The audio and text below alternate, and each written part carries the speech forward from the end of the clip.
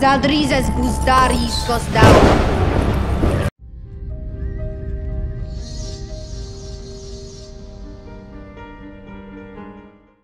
Please, if you enjoy my content, slap a like on this video. Like goal is going to be 420. And then also make sure you're subscribed. This is the most important part. I'm recently still coming off of a shadow ban.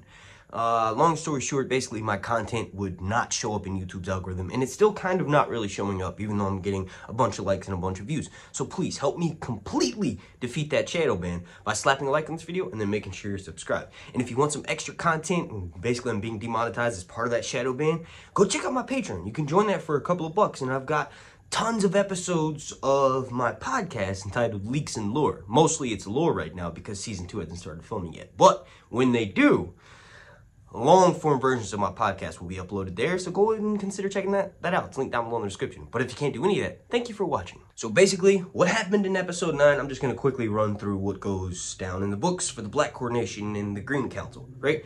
So, what happens with Aegon's coronation in House of the Dragon is very similar to what happens in the books, minus the fact that Rhaenys burst through the floor, right? That was added for spectacle and also for Targaryen pride, right? I've talked about that a bunch recently in videos. But the main thing that didn't happen was that Helena was crowned using Alicent's crown. And Alicent kneels in front of her and says, "My queen." That was one thing that was left out. And another thing, and this is the most important thing, and I can't believe they left it out, Sunfire the Golden was supposed to be flown around the city twice, right? And then Aegon to land Sunfire inside the walls of the Red Keep.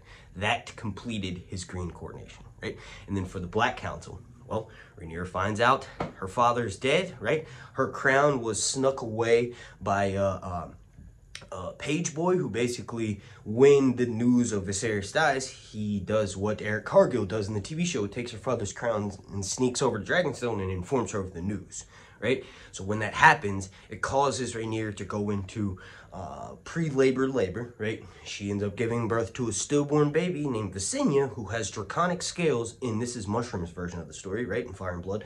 Mushroom is the one who carries the baby out to the fire to burn it. And then Rhaenyra starts the war by sending her son Lucerys to Storm's End, which is this much, much safer journey because supposedly House Baratheon is going to pledge fealty to the Blacks via Rhaenys. Rhaenys is literally half Baratheon on her mother's side, right? And it shows in her features. In the books, she actually has black hair with just like a tiny streak of the silver, gold, platinum of the Targaryens, right? Really, really awesome depiction. But the TV show version of her is amazing too. I love that armor, right? So then when that happens, she sends Jacaerys to the much more dangerous journey to the north, right? He goes to the Vale of Arryn to the north. He goes to White Harbor, which is basically one of the big cities in the north. He stops by there and then ultimately ends up at Cregan's in Winterfell, and hopefully we will get to see House Stark in episode 10, right? But we all know what happens there. He bonds with Cregan Stark. Supposedly they become close as brothers, and something called the Pact of Ice and Fire is made, and Sarah Snow and Jacaerys supposedly get married in a ceremony that happens in Winterfell's Godswood. Now there's a bunch of stuff that I hope they bring to canonization for the TV show that happens with Jason Winterfell. But the most important thing, the thing that I want to talk about in the leaks, is what happens with Lucerys down in Storm's End. Now, in the books, Lucerys gets there, Aemon's already there, Aemon's already discussing marriage dates with Lord Boros Baratheon, who's known to blow like the wind, right? He's kind of got a typical Baratheon attitude, which is like, you know, like, what are you going to do for me? And then I might do something for you kind of thing, right? But a lot of lords in Westeros have that. So anyway, Lucerys is not expecting Aemon to be there, but when he lands Arrax in the yard, he sees Vhagar and still proceeds. So basically he goes there and says, "Hey, are you going to pledge fealty to my mama?" And then Boros counters by saying, "Which one of my daughters are you going to marry?" And he's like, "Well, I'm already, betrothed to my cousin Rhaena, so I can't really do anything as far as the marriage front." And Boros basically says, "All right, get the heck out," right? So when he does that, he turns around to leave, and then Aemon stops him and says, "Hold strong, give me that eye. Not both of your eyes, only want one. I wouldn't leave you blind," right? And obviously Boros steps in and says, "Not in my house." And then Lucerys leaves, and then Aemon says, "Can I go?" And then Boros excuses him. He goes out, and Vhagar and Aemon are much larger. Like, Vhagar is a much bigger dragon, so she has trouble keeping up to Arrax, but normally, but in this situation, there's a storm. So Eric's and Lucerys are having trouble staying afloat, and then Vhagar is able to catch up with them, and then ultimately a couple of different things could have happened. But Lucerys dies, right? So Lucerys could survive the initial fight, forget who he is, lose all memory of himself, and then spends out the rest of his days as a simple fisherman. Not gonna happen for the TV show. And then another one is that Aemon kills Lucerys and then serves his head on a bed of kelp to one of the Baratheon daughters, who basically egged him on by saying, I'm glad you chose my sister because I want a man with all of his parts. Now for the fun part, for the leaks, right? So basically I just explained to you what happens in the books. Now according to the leaks, in episode 10, the opening scene will be a conversation about Corlys. Supposedly, Rhaenyra is talking with Lucerys about how Corlys is still sick and how his responsibility will be coming up to assume the role of the Lord of Driftmark and commander, at high tide, right? Basically, the commander of the naval fleet of Westeros. So after that, there is the following scene is sort of a callback scene to the last episode that we had with Rhaenyra in episode 8, the one where her father dies at the end, right? She's having a conversation with Jace, and Jace is learning High Valyrian, and she mentions to him, unless you're going to usurp your mother, you have plenty of time to learn that. Well, in this episode, there's that same scene, except for this time, Rhaenyra is encouraging Jacaerys to learn High Valyrian, and she's actually helping him with the lessons. And another thing the leak mentions is that basically Rhaenyra is with Jacaerys and Lucerys, and they're carrying on about their lessons. She's teaching them about what it's like to rule the Seven Kingdoms, and then that's when Rhaenys lands on Meleys, wearing her armor, and goes in and informs the news that Viserys is dead.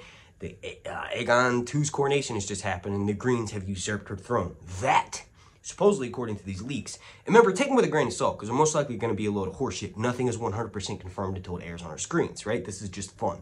But supposedly, when Rhaenys tells Rhaenyra that news, that's what sends her into early labor. And what's interesting is the labor, the pregnancy, supposedly according to the leaks, takes place over multiple scenes. Like, obviously, we know with pregnancies on this show, that's probably going to be true, because Emma was giving birth for like half the episode, in episode 1, right?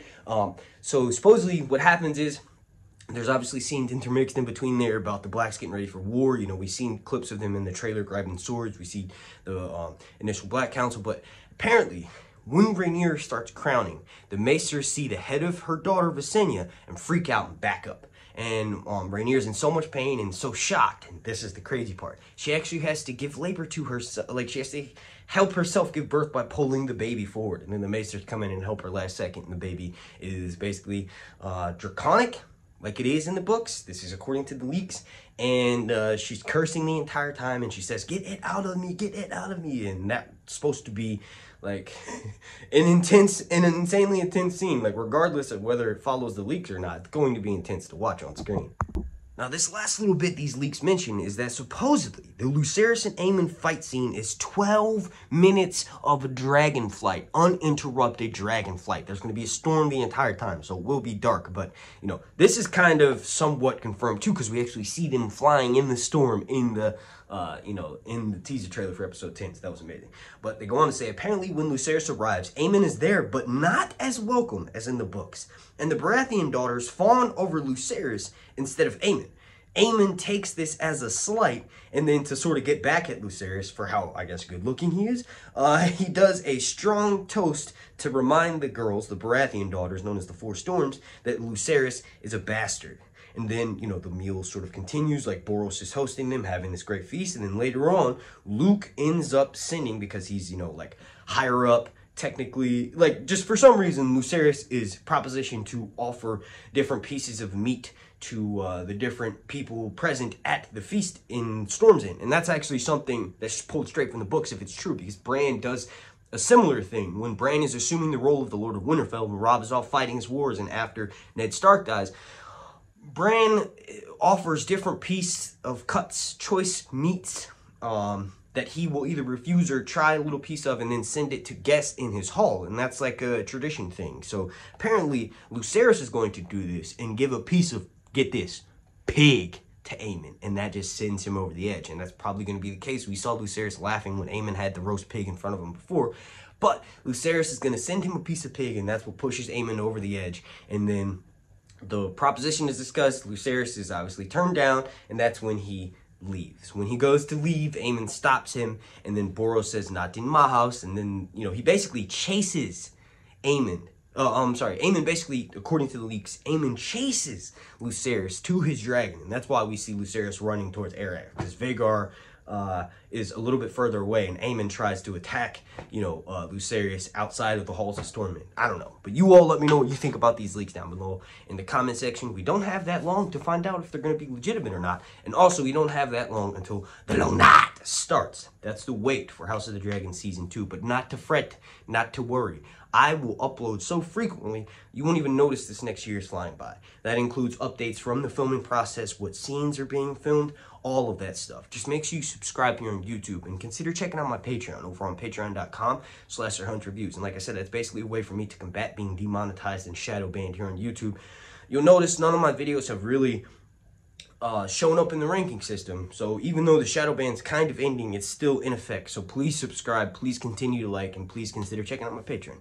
Along that, thank you for watching. Zavdriza Spuzdari Ixos Daor.